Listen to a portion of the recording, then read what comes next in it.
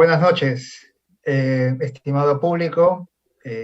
Bienvenidos a esta transmisión el día de hoy. Estamos 21 de abril. Queremos darle la bienvenida a nombre del Centro Cultural Petro Perú a este inicio de programa en torno al Premio COPE 2020. Esta es la primera actividad en torno a la 21ª Bienal de Cuento y 7ª Bienal de Ensayo, realizado el año pasado, y que contaremos con los galardonados en esta edición 2020. Hoy tenemos la participación de Víctor Palacios. Él ha sido seleccionado como mención honrosa en la categoría ensayo. Tenemos el honor de tenerlo esta noche, a quien agradecemos su presencia, y conversará también con el investigador y docente Agustín Prado, que estará a cargo de la moderación y conversación con Víctor, para conocer un poco la obra de Víctor, un poco su trabajo como escritor, también como docente, y conocer a esta importante obra seleccionada como mención honrosa del Premio COPE 2020 en la categoría ensayo. Voy a contarles un poco y a recordar un poco la trayectoria de nuestros invitados. Voy a empezar por Agustín Prado. Él es profesor titular de Literatura Española e Hispanoamericana de la Universidad de San Marcos, profesor de Comunicación y Literatura de la Universidad de San también. Es investigador en CONCITEC, fue jefe del equipo de investigación y asesor de la dirección de la Casa de la Literatura en el Perú. Ha dictado conferencias y ponencias en universidades de España, México, Chile, Estados Unidos, Italia, Inglaterra, Cuba, Francia y otros más. Ha presidido los eventos, el Congreso Internacional de Cartografías del Poder en la obra de Mario Vargas Llosa, el Congreso Internacional Los Universos Literarios de José María Arguedas, mitos prehispánicos en la literatura latinoamericana, entre otros. Fue colaborador en el suplemento del Dominical del Diario del Comercio, coordinador del número monográfico El Cuento Hispanoamericano del Siglo XXI, para la revista de literatura América Sin Nombre de la Universidad de Alicante, coordinador del número monográfico de la novela histórica latinoamericana para la revista Mitologías, hoy revista de pensamiento, crítica y estudios literarios latinoamericanos de la Universidad Autónoma de Barcelona.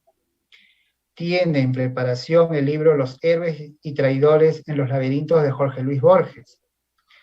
Es miembro del Comité Científico de la Cátedra Arturo Pérez Reverte de la Universidad de Murcia en España. Y próximamente saldrá un ensayo sobre el cuento peruano para una edición de la historia de las literaturas en el Perú. Bien, en el caso de Víctor Hugo Palacios, es escritor, filósofo, profesor universitario, autor de libros como Piura en Mario Vargas Llosa y su obra, citas piuranas en las ficciones y reflexiones del escritor, publicado en Piura en el año 2010. También ha publicado Las moradas del abuelo, El polvo de las sandalias, es coautor de los libros académicos Miremos la muerte, publicado en Medellín, Colombia,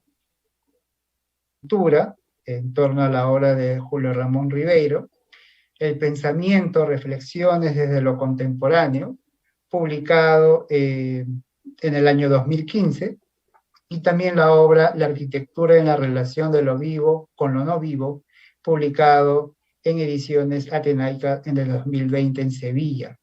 Actualmente publica el blog literario filosófico La lluvia y el café, para lo cual los invitamos también, luego de esta actividad, a conocer este blog tan interesante con nueva información para conocer. Bien, entonces voy a dejar ahora pase a Agustín Prado, quien estará a cargo de la moderación y conversación con Víctor Palacios, la mención honrosa de la 7ª Bienal de Ensayo Premio COPE 2020. Adelante, por favor. Muchas gracias, buenas noches. Quiero agradecer primero a Petroperú, a Isinescope, por la invitación para tener este diálogo con Víctor Hugo Palacios, una persona a la cual, por supuesto, he tenido la oportunidad de conocer y nuevamente volver a reencontrarnos en esta noche en la cual vamos a dialogar sobre su ensayo, que se lleva como título, bueno, se mantendrá, la forma de nuestra arcilla, la conciencia del cuerpo en el tiempo en tiempos de encrucijada. Que además después le preguntaré si es que el título tiene que ver un poco con algún poema de Borges, ya me revelará él un poco todo ello. Y quería indicarles que este es un valioso texto, al cual, bueno, yo desde mi lectura podría definirlo como un ensayo filosófico cultural, ¿no? Es decir, porque tiene una diversidad de citas, no solamente de los filósofos, sino también de escritores y diversos autores. Este ensayo está compuesto en 12 partes, ¿no? Empieza obviamente con un capítulo, con una introducción, de ahí un capítulo que es el ser humano, enigma y dilema, entre otros títulos como el fuego, individualidad, el rostro, y finalmente cierra con la muerte y la reconciliación con la finitud. Me interesa mucho empezar con el prólogo que tú colocas acá, que es un prólogo de reflexión, en el cual tú partes de tu propia biografía eh, en provincia, ¿no? O sea, es un aspecto que tú marcas, esa relación en tu mundo en provincia, en la periferia, bueno, en la periferia en el sentido, digamos, del espacio urbano, ¿no? Es decir, esa relación que tú has tenido con el mundo rural, donde tú mencionas que obviamente has podido participar de la faena agrícola, que has tenido la oportunidad de hundir tus brazos, tus manos, tus pies, ¿no? Y es una manera de enraizarte. Y además haces recuerdos también de tus vacaciones, ¿no? Y todo ello. Entonces, me pregunto, de este mundo, digamos, rural, de este mundo en el cual incluso en estos días, en estos momentos, pues, hay esta especie de dilemas, ¿no? Debates entre el mundo urbano, el mundo de la periferia, esos encuentros. ¿Cómo es que este mundo rural te llevó a los libros y cómo estos libros te llevaron a la filosofía? Y para cerrar, ¿cómo es que este ensayo parte de tu experiencia también? Muchísimas gracias, Agustín. En primer lugar, permíteme agradecer a la organización del concurso de ensayo COPE y también a la gestión cultural de Petroperú que permite que nos encontremos aquí contigo, con Aldo y con todos los que se conectan en este momento y los que lo harán seguramente para ver esta grabación luego, ¿no? Seguro que hay parientes, amigos y otras personas que se volverán amigos nuestros a partir de este intercambio. Sí, Agustín, efectivamente yo creo que la enseñanza académica, universitaria en particular, me ha permitido en el tiempo aprender algo. Que uno tiene que contar lo que puede saber, lo poco que puede saber, desde la propia experiencia, porque si no, ese discurso es artificioso. Es simplemente como señalar unos libros, allí dice, esto dicen los autores, y yo creo que esa sabiduría de los libros hay que tomarla con la vida entera. Hay que pensar desde las entrañas, hay que pensar desde el camino, si no, nuestro punto de vista carece de una autenticidad. Al menos yo en filosofía sé que se puede correr el riesgo de que ciertas abstracciones, ¿no? Teorías, nos absorban y nos sustraigan al suelo compartido con los otros. Es mi obligación como profesor, como alguien que intenta compartir con mis estudiantes una mirada del mundo, contarles esa mirada desde donde me ven. Y me ven efectivamente como una persona que tiene, como cualquier otra, una historia pequeña, modesta, ¿no? En ese sentido, yo no puedo mentalmente despegarme de mis raíces, que son efectivamente, aparte de norteñas, ¿no? Serranas, ¿no? Por lado materno, ¿no? Y entonces es muy bonito porque en realidad para mí la experiencia incluso infantil del contacto con el campo de la Sierra Piurana tienen que conocerlo, de un verdor y de un color que no se imaginan desde el desierto y los arenales de Piura, ¿no? Fue como un nacimiento segundo de mis sentidos y por tanto de mi alma, etcétera, ¿no? Para decirlo medio poéticamente, ¿no? Entonces, yo creo que la sensibilidad por entender el mundo desde el panorama paisajístico empezó allí, pero no lo sabía, ¿no? Uno va caminando por la vida, uno se va adentrando en espacios laborales, académicos, ¿no? Los libros, los autores, hasta que de pronto llega un momento que nunca sabe uno dónde está, uno vuelve la mirada hacia atrás y se da cuenta de que lo que lo ha acompañado siempre, el lugar desde el cual siempre uno ha leído es la infancia. Y de pronto, mágicamente, la importancia de los conceptos filosóficos se une a la relación vivísima con, en mi caso al menos, el campo, la tierra, que es la mejor manera, en mi opinión, de curarme contra cualquier idealismo, espiritualismo que puede terminar creando un conflicto con este mundo real, que es el que todos tocamos y el que nos complace o lastima, ¿no? Y entonces, por eso es que mi ensayo parte de ese vínculo, porque mi ensayo también es, en realidad, producto de clases. Seguro que hay estudiantes conectados en este momento. Muchas gracias, muchachos. Y mis clases, efectivamente, tienen que ver también con un estudio de la condición humana, y esa condición, el cuerpo y la relación con el espacio, también es un punto de partida, una base inalienable, pero además también feliz, que me permite regular mi rumbo de ideas para no apartarme jamás, como la cometa suelta de la mano del niño, de la realidad misma que, repito, nos involucra y que es el deber de todo filósofo, de todo pensador, mirar. La filosofía tiene que mirar el mundo, tiene que hablar desde su lugar, si no, no podrá tocar el corazón de nadie. No, a mí me parece interesante esta primera reflexión, y además incluso en tu ensayo, tú que has recordado este mundo rural, ¿no? Este mundo donde, te cito, ¿no? De ese contacto quedan toda clase de rastros en los sentidos, me parece, digamos, muy conmovedor, ¿no? Y además de ahí das el salto a la reflexión de nuestro mundo contemporáneo. Yo mencioné al comienzo que este es un ensayo filosófico-cultural, ¿por qué?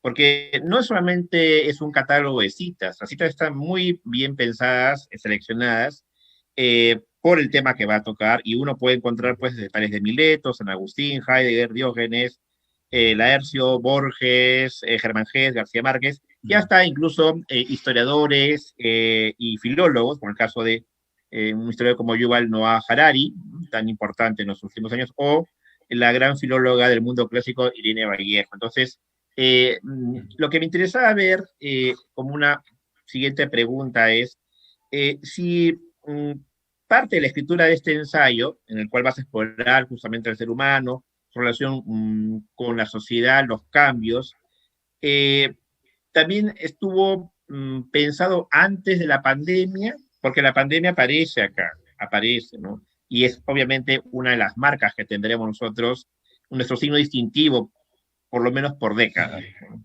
Sí. Entonces, te lo mencionaba porque hablas de la pandemia y hablas de la identidad que se construye. Tú dices, estamos enclaustrados y dependientes del delivery, ¿no? Hoy no hay más número de cuenta bancaria o una app de celular o una ubicación en Google Maps como una especie de nueva marca, ¿no? Entonces, la pregunta es, este ensayo en el cual tú vas a explorar nuevamente el ser humano, las preguntas por el ser humano, ¿fue pensado antes de la pandemia? ¿Cómo es? ¿Qué podrías contar?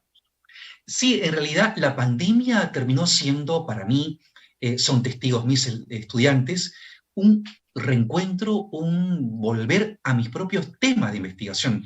En eso admito que he sido afortunado. Yo venía investigando cuestiones como, por ejemplo, nuestra identidad corporal y también la esencialidad de los vínculos interpersonales, la idea de que el yo está hecho de pluralidad de los otros y del contacto con ellos en ciertos espacios comunes, ¿no? La humanidad es un don de la convivencia, es algo que mis alumnos escuchan o quienes leen mi blog leen con frecuencia también. Eso lo había empezado mucho antes de la pandemia. En realidad, mi ensayo, sin saber que era un ensayo, lo había venido escribiendo hace 5 años, ¿no?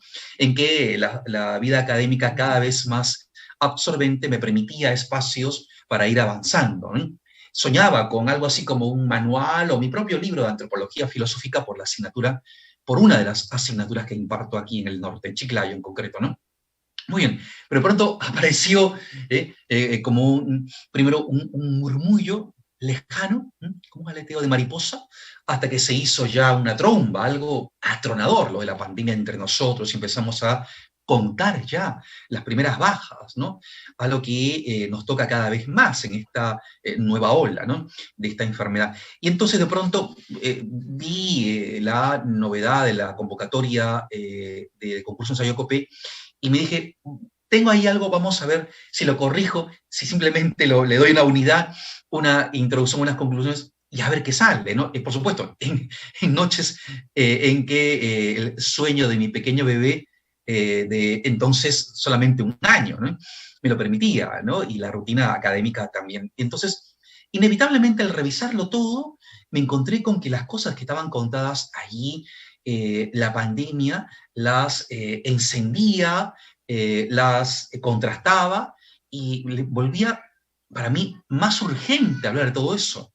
Hablar, repito, de cómo nuestra realidad humana había sido tratada de una manera excesivamente orgullosa, por ejemplo, ¿no? Frente a la naturaleza, ese distanciamiento, ¿no? Que los filósofos también habían impulsado a su manera, ¿no? En realidad, a través de esta relectura hice, evidentemente, algunos énfasis, algunos pequeños desarrollos, ¿no?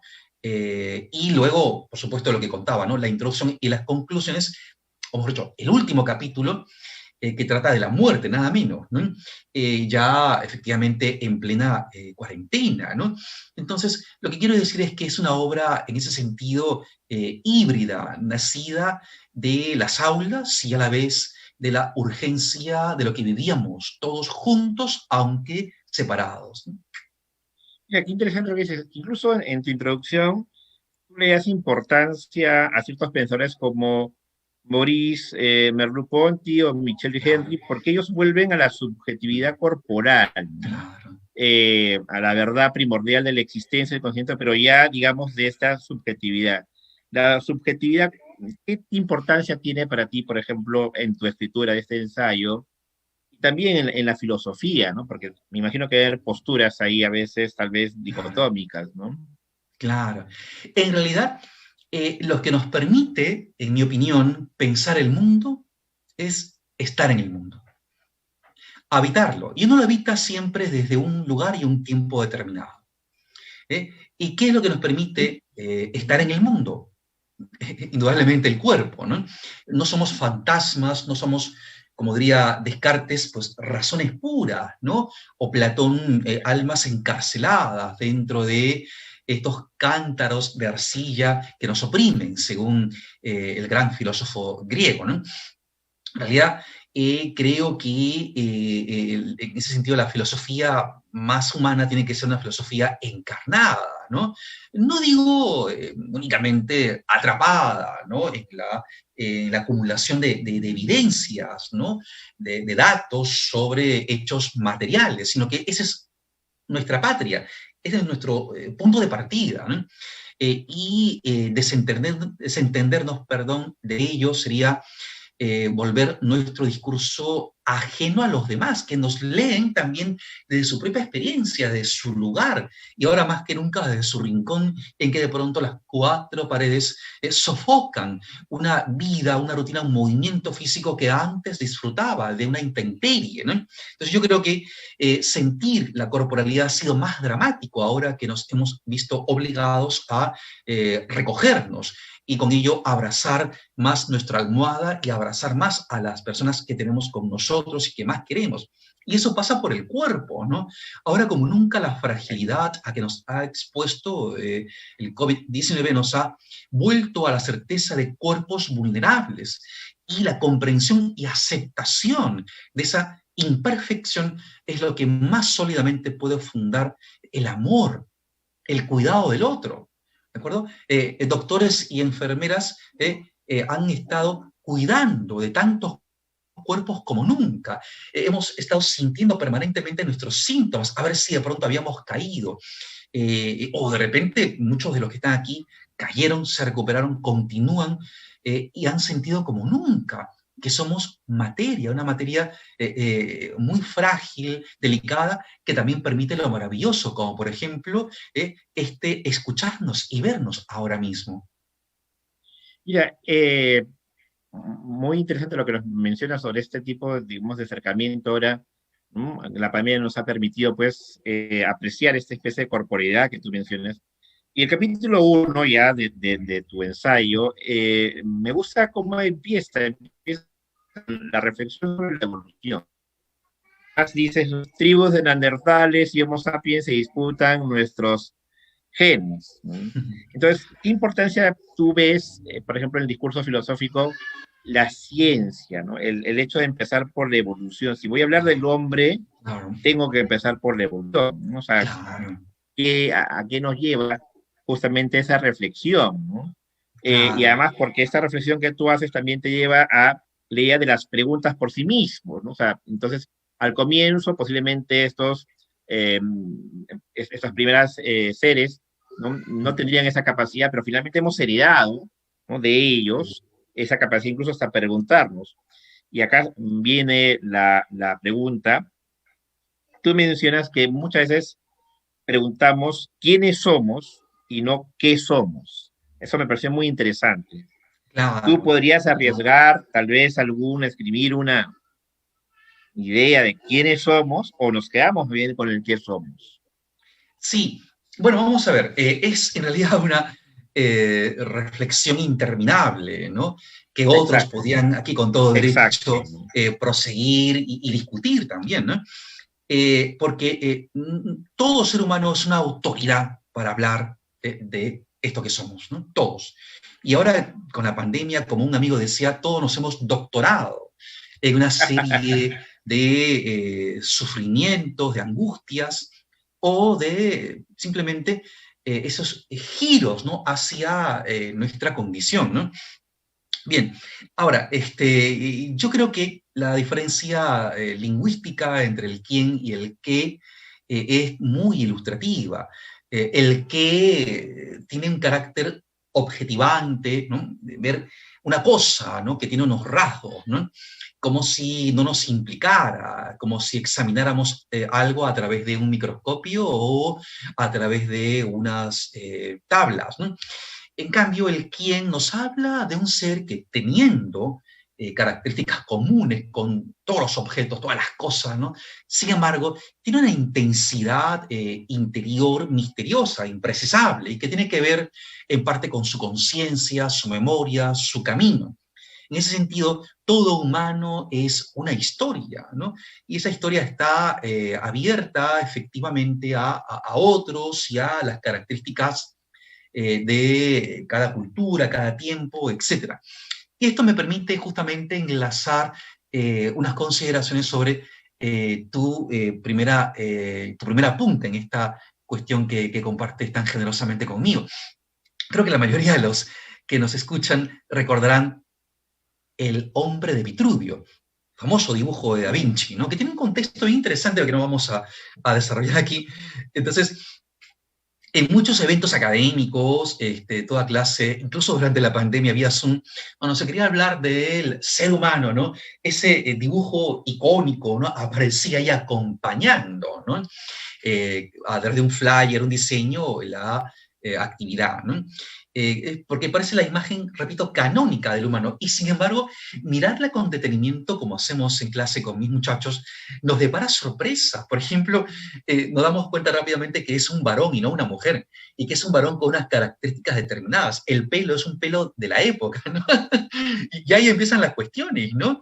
Es decir, qué tan eurocéntrica nuestra propia mirada de cómo somos, para empezar, ¿no? Pero también qué tan presentista. Por presentista quiero decir que cómo perdemos fácilmente la perspectiva. Creemos, como creyó Da Vinci, que el humano en definitiva es el que tiene más o menos la silueta que podía ver entre sus congéneres en su tiempo, ¿no?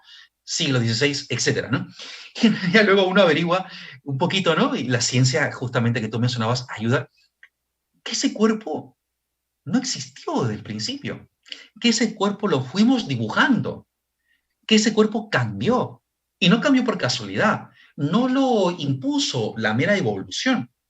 El humano lo fue adquiriendo, puliendo a través de una serie de aventuras. Andar erguido no fue algo que el humano hiciera, que nuestros antepasados hicieran desde el comienzo. Hasta por razones de inseguridad pavorosa ante una naturaleza inhóspita, ¿no? Indómita, ¿no? El andar agazapado es una forma natural de andar con seguridad. Conquistar el fuego nos irguió, por ejemplo, ¿no? Y ese fue un punto de partida de un montón de cambios que hasta pasan por el adelanto del parto, por cierto, ¿no? Pero bueno, no me detengo en esos detalles. El fuego, la conquista del fuego y la cocción de alimentos retrajo la mandíbula, ensanchó el cerebro y permitió un afinamiento de los órganos involucrados en la ingestión, y eso posibilitó el lenguaje y por tanto el pensamiento. Y podríamos continuar, ¿no? Y hasta podríamos sacar de ello la conclusión vertiginosa de que estamos permanentemente en nuestras manos. ¿Okay? Y que, por ejemplo, nuestras tecnologías de uso poderosamente acelerado por la pandemia, por la cuarentena, perdón, esas tecnologías, ¿no?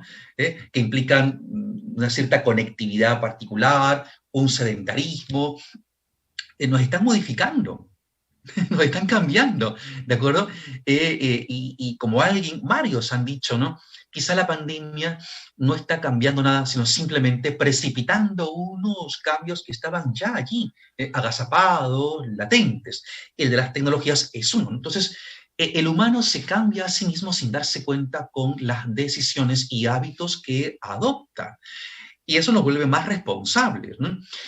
¿Qué humano queremos ser después de esta experiencia? O ya, ahora mismo, ¿no? Y esa es una gran cuestión que también nos lleva a examinar críticamente la mentalidad dentro de la cual vivíamos. Bueno, mira, cómo se va rápido el tiempo, yo tenía muchos apuntes, así que voy a empezar a seleccionar también, porque te quería preguntar esto, lo de Cervantes, pero en fin, ya voy a pasar un poquito. El capítulo 2 me interesa mucho, bueno, por lo siguiente, ¿no? Tú ahí, por ejemplo, vas a utilizar un concepto que me gustaría que lo puedas desarrollar para que los que nos están escuchando, que está en el ensayo, es cierto, ¿no? Pero me gustaría escucharlo de ti, que es el de transhumanismo, que me pareció un claro, concepto sí, que me gusta bastante, sí, ¿no? Sí, sí, sí. La palabra suena futurista, ¿no? Transhumanismo, ¿no? En realidad, el avance tecnológico de hace ya incluso algunas décadas, ¿no? Ha alimentado una idea que no es tan nueva, ¿no? Desde el mito de Ícaro hasta, por ejemplo, ¿no? la ilusión del mismo Da Vinci, ¿no? De encontrar la sede de la vida en sus disecciones anatómicas para ver la manera de prolongarla, ¿no? O en la utopía de Francis Bacon, La Nueva Atlántida, en que se habla de devolver la vida al cuerpo. Y por supuesto, ¿no? La famosa historia de Mary Shelley, ¿no? Frankenstein, pues, ¿no? Prometeo y el Golem, en fin, la tentación de intervenir nuestra humanidad para potenciarla, para no solo ponerla a salvo de todas las consecuencias de ser materia, ¿no? El dolor, la enfermedad, la vejez, la muerte, sino incluso para optimizar el rendimiento de sus distintas facultades, ¿no? Esta incomodidad, esta dificultad que tenemos los humanos para aceptar nuestra finitud, nuestra imperfección. Entonces, no hay duda de que los cambios genéticos, médicos, tecnológicos, bueno, y científico-técnicos en general, presentaban una conjunción muy seductora para presupuestos millonarios que quisieran invertir en investigaciones que puedan prometerle a la humanidad, bueno, en realidad a una parte muy selecta, una élite de la humanidad, una mayor duración de vida, una mayor longevidad o una mayor inmunidad, o incluso como, por ejemplo, Raymond Kurzweil, ¿no? Dice una especie de transferencia de nuestro ser a una realidad digital, impalpable y por ello inatacable por cualquier, por ejemplo, virus, ¿no? ¿De acuerdo? Es decir, ese conflicto con el cuerpo, que también motiva que yo haya puesto mucho énfasis en ello, en el ensayo. Es decir, esto es hasta tan antiguo como Platón mismo, ¿no? El cuerpo, la cárcel, el Exacto, alma, exacto. etcétera, ¿no?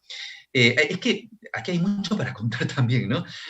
Hay Mm. gente que está convencida de que vivimos en una época de culto al cuerpo y en mi opinión es todo lo contrario, es una época de disconformidad con el cuerpo. Retocarlo digitalmente o la adicción a las cirugías plásticas revelan ese pleito que tenemos con el cuerpo. Es una era del culto a una idea, a una imagen cambiante interesadamente también, ¿no? Entonces, el transhumanismo, en su parte dataísta, como dice Yuval Noah Harari, es justamente la apuesta por reducir lo que somos a un conjunto de elementos racionales, a la mente, recuerdos, datos, ¿no? Y de ahí traducir esa racionalidad a una serie de algoritmos, de unidades, ¿no? A su vez trasladables a lo digital, ¿no? O sea, convertirnos en fantasmas digitales, ¿no? Y eso es curioso, porque en realidad eso, para empezar, es discutible que se pueda conseguir, pero sobre todo está lleno de problemas, ¿no? Porque podemos llegar a ser, por el transhumanismo, inmunes a pandemias como esta, ¿no? Pero no sé si inmunes a otras cosas que surjan en ese reino de lo salvaje que es justamente Internet, ¿no? Al fin y al cabo, no hay nada inmaterial en Internet, todo tiene un anclaje en algún servidor. Y eso, Exacto. seremos inmunes a los virus biológicos, pero no sé si a los virus informáticos, por ejemplo. Eso podría ser peor. Además, ¿aceptaríamos renunciar del todo al cuerpo? La pandemia nos Ya. tienta con esa cuestión, ¿no? Eso me parece interesante que me dices, porque justo en este capítulo 2 tú haces mención a Yuval Noah Harari, pero ya haces mención del Homo Deus. Y en el Homo Deus, a diferencia de Sapiens, incluso lo he visto en una entrevista que le hacen a Yuval Noah sobre la idea de la trascendencia. O sea, él señala que la humanidad ya llegó a su punto más importante en la evolución y que a Ajá. partir de ahora o en adelante, acá un tiempo, acá un siglo, un par de siglos, la idea es que nuestro cuerpo orgánico, ya que estamos hablando del cuerpo, para tratar de trascender, e incluso si quiere salir de la Tierra, va a tener que buscar una forma, porque él dice, ¿no? Ahora lo que buscamos son nuevas capacidades corporales y mentales, porque orgánicamente no Sí. vamos a poder hacerlo. O sea, no vamos a poder realmente hacer viajes interplanetarios o crear colonias fuera de la Tierra porque tenemos una finitud, ¿no? O sea, orgánicamente Sí. nuestro sistema orgánico Claro. no puede resistir, ¿no? Incluso ahora que están los viajes a Marte, no sabemos qué tipo de virus podrían hacernos daños si quisiéramos colonizar Marte. Entonces, Yuval se proyecta de que la especie humana va a buscar no la eternidad, pero sí la inmortalidad. Y esa inmortalidad que se buscaría sería por el cambio biológico. Ya no seríamos cuerpos orgánicos, tal vez una mixtura, no lo sabemos, pero ya no obviamente nuestra composición que tenemos, ¿no? En base al carbono y todo ello. Esta reflexión que me parece interesante, porque incluso tú lo vienes acá y después nos hablas del fuego. O sea, como que nos remontas a nuestra idea del fuego. Te lo pregunto, digamos, la filosofía ya lo piensa así, tú que estás más empapado. O sea, la filosofía ya reflexiona, es decir, nosotros estamos proyectándonos a la inmortalidad, porque yo creo que ese es un discurso que está, con esto cierro, presente en todas las culturas, en el Gilgamesh, Claro, en el claro. Génesis. O sea, siempre está, pero ahora está la ciencia y también está la filosofía. ¿Qué piensas? Bueno, sin la muerte no seríamos como somos. Gran parte de la historia del arte y la cultura, y por no hablar de la religión, que es otra gran cuestión aquí, pero en mi opinión, hasta del mismo amor, tiene que ver con que morimos. No recuerdo, mi memoria a veces me falla, pero ¿quién dijo, no? Solamente podemos amar aquello que podemos perder. Mm. Es decir, la vulnerabilidad, la caducidad es constitutiva de cómo están organizadas nuestras afecciones, inclinaciones y el lenguaje mismo, ¿no?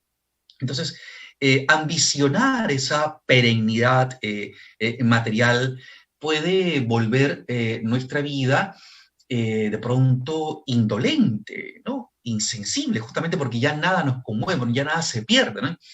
A mí me encanta un pasaje de un cuento de José María Essa de Queiroz, ¿no? Escritor portugués, ¿no? Que es una recreación del famoso diálogo entre Ulises y Calipso de la Odisea, ¿no?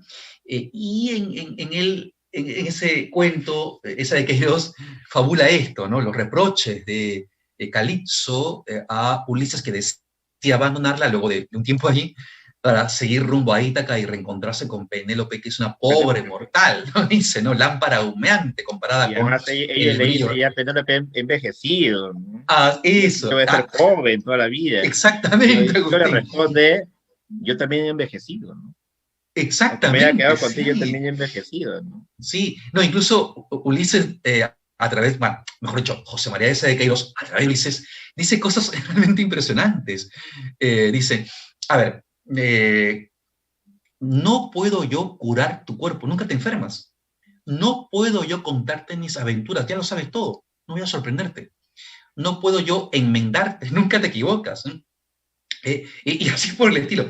Traes inutilizadas todas las virtudes de mi corazón. Y luego dice, hay lirios de una blancura que no soporto. Extraño, ¿no? Ver la carcasa podrida de un animal, ¿no? El mendigo a la puerta de la ciudad. Extraño ver a un par de viejos discutiendo en un puente del camino. O sea, la imperfección es la que genera nuestra relación con la vida de una manera que yo creo que esa, en mi opinión, irrealizable, presunta perfección inmaterial, tecnológica, no permitiría. En todo caso, ya nadie podría contarlo porque seríamos otros. Si llegáramos a ese nivel, no sé por medio de qué apocalipsis, no seríamos nosotros. Ya no se podría hablar de nostalgia o anhelo. Lo que hace que seamos tan humanos es eso. Como Claro. Borges especula en el cuento El Inmortal, Sí, la por nostalgia supuesto. y el anhelo. Y no puede haber nostalgia y anhelo si todo lo que queremos está permanentemente delante de nosotros. Esa permanencia acabaría por menoscabar su presencia, su dignidad, ¿no? Su grandeza, ¿no? Y justamente a veces el límite termina, bueno, no a veces, siempre, el límite termina volviendo más preciado el momento y la vida misma. La vida se volvería insípida, ¿no? Hay una especulación brillante de Jonathan Swift al respecto en un pasaje de los viajes de Gulliver, en que el viajero se encuentra justamente con gente que ha alcanzado esa presunta inmortalidad y no hace más que quejarse amargamente de seguir con vida, ¿no? Y que nos remite incluso a un capítulo inolvidable, El soldado y la muerte, de aquella serie, ¿verdad, Agustín? El narrador de cuentos, ¿no? Que es Nuestro narrador de memorable, cuentos, ¿no? pues. Claro, es como el límite de esta charla, ¿no? Si conversáramos hasta mañana, el cuerpo aguantara todo, ¿no? La gente desaparecería y solamente nos quedaríamos tú y yo, nada más, ¿no? Cuando lo que lo vuelve emocionante es justamente eso, que esto se acaba y que la gente nos escucha hasta cierto momento y eso vuelve los ratos luego extrañables, como también el deseo del Sí, reencuentro, pues, por sí, supuesto, sí. Agustín. Eso ha sido, por ejemplo, para nosotros como el aura, ¿no? No perder el aura, Claro, esa experiencia, ¿no? Nuevamente. claro, Pero claro, la inmortalidad y diría, bueno, algún día lo encontraré, no me hago problemas. En cambio dice, no, pero el tiempo me está ganando. Y además claro. porque, como te decía, Yuval Noah Harari, él ya incluso dice, pero ya no seríamos nosotros, sería otro tipo de Claro. cuerpo, ¿no? Dice, ya la humanidad, si es que alcanza esa inmortalidad, ya sería distinta. Y a mí me lleva a otro, estoy seleccionando acá, tú recoges aspectos muy interesantes para reflexionar sobre el cuerpo, sobre nuestra humanidad, el fuego. El fuego que es tan trascendente para la evolución y también lo que nos marca la diferencia con los animales y además incluso nos proyecta, ¿no? Como defensa el fuego. En la ciencia ficción el fuego es una defensa también. Yo recuerdo Sí, mucho un pasaje, estaba bueno, un poquito extrapolo, recuerdo mucho del Alien número 1, Entonces, cuando se enfrentan a la criatura, dicen, bueno, ¿qué podemos hacer? ¿No? Está acá. Entonces, uno de los científicos dice, bueno, los 4 elementos naturales. El fuego lo destruye todo. Si esta criatura no la podemos destruir con el fuego, todos morimos. Y le enfrenta con el fuego. Sí, Una lógica básica. Eso. La lógica básica, ¿no? 4 elementos naturales. A ver, el agua, aire, fuego. El fuego. Tenemos que enfrentar con el fuego. Y es verdad. Se le enfrenta con el fuego al comienzo. Entonces, tú tocas sacar el fuego y me parece estupendo. ¿Por qué esa reflexión del fuego aquí en tu ensayo? Sí, me ha encantado ese planteamiento tuyo, Agustín. Sin duda, esto reclama ya un café, ¿eh? Un café de verdad. Sí, definitivamente, para seguir aunque sea cibernético. Sí. Mira, sí, la ficción de Alien nos confirma, ¿no? Que, como decía Mary Shelley en el Frankenstein, ¿no? La ficción más aparentemente descabellada nos muestra, digamos, algo esencial de nosotros, que es perenne también en cierta medida, ¿no? Me has hecho recordar también a Julio Ramón Ribeiro, un escritor que tú y yo también amamos, ¿no? Mucho. En Solo para Fumadores hay una página deliciosa, especulaciones de cómo el culto al fuego puede tener que ver con su inexplicable vínculo con el cigarrillo, que es una página que recomiendo ya ahora mismo leer a todos porque es realmente magia de escritura y de pensamiento inseparable de la literatura, ¿no? Bien, sí, somos obra del fuego, nos hemos hecho con el fuego. Y eso es también algo, en el más riguroso sentido de la palabra, extraordinario, ¿no? Lo digo por esto, ¿no? El fuego arredra a todo viviente sobre la tierra, el fuego destruye, consume a la vista, ¿no? Pero el humano cometió el atrevimiento, la osadía de demorarse atentamente ante una rama ardiendo. Somos hijos de esa audacia. Ahí empezó todo. Y lo que más me encanta de ese hecho es que el humano no se acercó al fuego sabiendo qué podía obtener de él.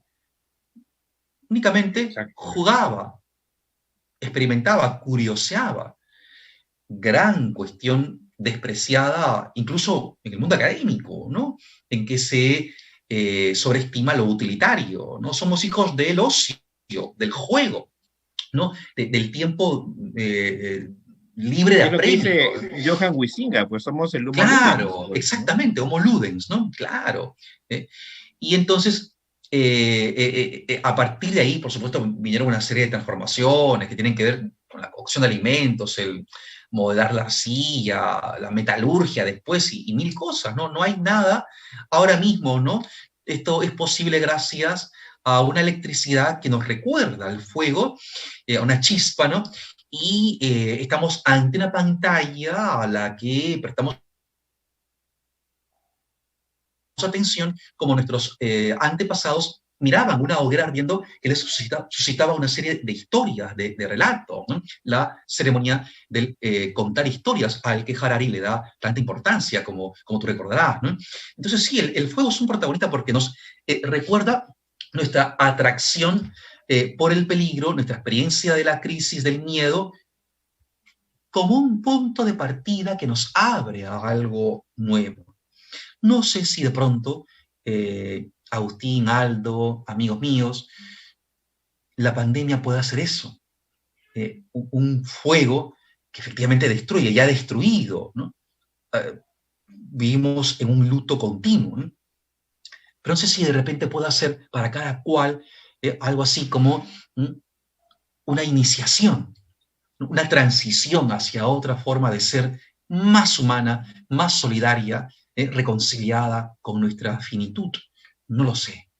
Bueno, eso depende de cada cual. Lo que tú refieres, porque el mismo Huizinga en otro libro, El otoño en la Edad Media, dice, bueno, después de la peste negra viene el Renacimiento. Sí, exactamente. Porque si bien es cierto, no deja de creer el hombre, pero se vuelve más antropocéntrico. Claro. Esa me parece muy interesante. Claro, sí. Mira, bueno. Sigue, por favor. Discúlpame. Sí, lo que pasa es que en el Renacimiento hay también varios vectores de por medio, ¿no? Sí, por supuesto. Y claro, la máquina es justamente una pasión en ese momento y efectivamente la máquina se ha convertido de alguna manera en objeto de una idolatría, de una fascinación, ¿no? Porque como el fuego nos permite tanto que ya prácticamente olvidamos su carácter instrumental, ¿no? Para convertirse en un valor absoluto. Pienso con temor en cómo la vida académica, tú también serás testigo de esto seguramente, como todos los profesores y alumnos que nos escuchan, la vida académica se ha ido volviendo cada vez más administrativa, ¿no? Cada vez menos abierta a la sorpresa, a lo inesperado, ¿no? Tan amiga de la regulación, de la planificación meticulosa, que vuelve rígida la comunicación con los estudiantes, ¿no? Entonces yo creo que efectivamente caben aquí una serie de reflexiones muy, muy amplias. Ahora, lo que me encanta de todo esto, de lo que estamos viviendo aquí, para terminar, es que justamente estemos charlando de asuntos de calado filosófico en una noche virtual como esta, ¿no? Porque esto es lo que me ha encantado de la experiencia de esta mención honrosa que tanto agradezco de la gestión cultural de Petroperú y la organización del ensayo, el concurso de ensayo Copé. ¿Por qué? Porque el jurado ha apreciado un trabajo filosófico y en el Perú no suele haber todavía una gran comunicación entre los filósofos y el gran público, y es una responsabilidad que tenemos y que ojalá que otras instancias nos permitan canalizar no solamente el mensaje, porque podría ser esto un poco vanidoso, ¿no? Los filósofos tenemos una sabiduría que impartir a los demás, no, sino una comunicación que nos permita también a nosotros aprender, ¿no? Escucharnos, ¿no? Y valorar, ¿no? También la palabra, el intercambio y el encuentro, ¿no? Como nunca, dice Byung-Chul Han, filósofo coreano-alemán, que también es uno de mis autores de cabecera, como nunca necesitamos en este tiempo de exceso de información y también de vértigo de cambios, de ideas panorámicas, de miradas amplias. Y yo creo que el enfoque filosófico es ahora más pertinente que nunca, más necesitado que nunca. Yo creo que como nunca en esta pandemia, cada cual en su rinconcito, con tristeza, miedo, expectativa o terca esperanza, de alguna manera ha meditado, ha abierto por primera vez su mente a través de las ventanas de la calle o de su interior hacia contemplaciones, ¿no? Abismadas, reflexiones emotivas, que han sido un ejercicio filosófico urgente, pero también genuinamente humano. Bueno, ya prácticamente estamos cerquísima para terminar. Hay tantas preguntas que tenía acá que sería para el café, pero he seleccionado la última del capítulo 9 de Cartas del Lenguaje y de una dama a la cual tú y yo el día de hoy hemos descubierto que admiramos, ¿no? Tú hablas sobre el lenguaje, Irene Vallejo, y sí, mencionas que Irene Vallejo cita a Gorgias en relación a la palabra como parte de la humanidad, pero la palabra también como portadora de lo esperanzador. Sí. Aunque la palabra también puede ser, digamos, ese aspecto esperanzador. Parte de esta corporeidad que tú lo has reflexionado, es decir, parte de esta situación que tenemos nosotros, que estamos viviendo, ¿es la palabra la que finalmente nos va a dar la esperanza en estos momentos? ¿Qué piensas tú? Sí, mira, yo creo que los tiempos de la pandemia y post-pandemia van a volver a valorar el oído, la voz. Como nunca hemos necesitado escuchar a los demás, ya que no podemos verlo, la pantalla y la imagen, ¿no? Como esta, como la de la Guerra de las Galaxias, ¿no? Los hologramas, no sé, ¿no? Esa presencia no reemplaza la presencia auténtica, ¿no? Como decía San Juan de la Cruz, ¿no? La dolencia de amor no se cura sino es con la presencia y la figura. Pero quizá lo que más nos ha acercado a los demás ha sido como nunca el oído y por tanto la palabra. Yo diría que no hay palabra sin encuentro. Que para que la palabra surja hace falta por lo menos dos personas que quieran encontrarse. Aunque sea, vamos a bromear, para insultarse como en Tristes Creías en la Vieja Quinta, que es el cuento de Ribeiro. Gran por cuento ejemplo, de Ribeiro. ¿no? Que es otra forma de amor, de pasión, ¿no? Como recordará querido Agustín, ¿no? Exacto, ¿no? Entonces, la palabra ya es una señal de esperanza, ¿no? También Ernesto Sábato decía, si escribimos, Si contamos algo, ya damos una señal de que hemos sobrevivido, que estamos más allá de nuestros más profundos dolores, ¿no? La búsqueda de sentido, ¿no? Y yo sobre esto, Agustín, me permito, también con la anuencia de Aldo y de la organización de este encuentro, agradecer que mi palabra haya tenido sentido para quienes yo más quiero. Mi esposa, que ahora mismo está arreglándoselas con nuestros 2 bebés, ¿no? Mi esposa no solamente es alguien que posibilita materialmente algo como esto, sino también mi primera confidente intelectual, la primera que escucha mis ideas.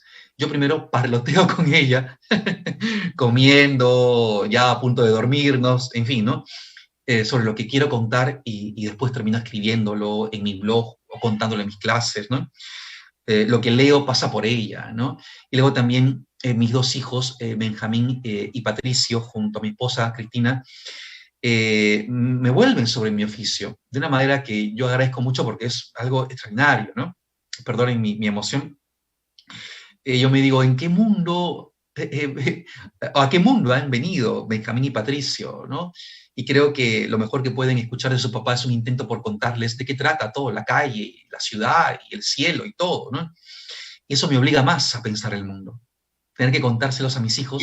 Tienes una gran historia para contarles con lo que no hemos vivido, ¿eh? Sí, no, por supuesto, ¿no? Todos tenemos aquí lágrimas guardadas, Agustín, mucho para compartir, y por eso estos momentos los celebramos muchísimo. Yo los agradezco tanto a Petroperú, a Copé y a Aldo Durán, que ha sido tan amable, tan atento conmigo todo este tiempo, ¿no? Y para mí, repito, ¿no? Poder abrir mi casa, mi rincón, ¿no? Desde el cual he sobrevivido junto a los míos, con todos los parientes que ahora mismo, y amigos y alumnos que nos escuchan, la verdad, es conmovedor para mí. Por eso es que yo creo que, como digo a mis chicos, una palabra clave en este tiempo, si hablamos de palabras importantes y mágicas y ceremoniales, es gracias. Y gracias a toda la gente, a ti, Agustín, a Aldo y a Petroperú y a todos, de verdad. Muchas gracias, de verdad, porque la palabra que yo digo aquí en mi casa también pueda llegar a todos ustedes y ojalá a los lectores de este ensayo, si sale publicado en un libro, ojalá como intento gestionar y ojalá que todo vaya bien. Gracias, de verdad. Bueno, y yo creo que ya con eso estamos cerrando nuestra conversación. Creo que no hay preguntas. En tal caso, de mi parte, agradecer nuevamente a Petroperú, a Aldo, a Víctor, ¿no? Por esta charla tan amena que obviamente ha permitido nuevamente reencontrarnos y, por supuesto, a cumplir algunas promesas que nos hemos hecho esta noche, delante de todo, ¿no? Un café virtual, Tiene que ser. entre otras cosas. Te felicito, Víctor, por tu ensayo. Me ha encantado leerlo, lo he disfrutado muchísimo. He aprendido, que es obviamente algo que yo siempre agradezco a las personas que tienen, por supuesto, un conocimiento tan sólido y tan profundo como el tuyo, y que espero que no sea muy lejos el momento en que este libro sea editado y que llegue, por supuesto, también a muchos lectores, ¿no? De mi parte, muchas gracias a todos ustedes. Igualmente, gracias, Agustín, gracias a todos, de verdad, gracias de corazón.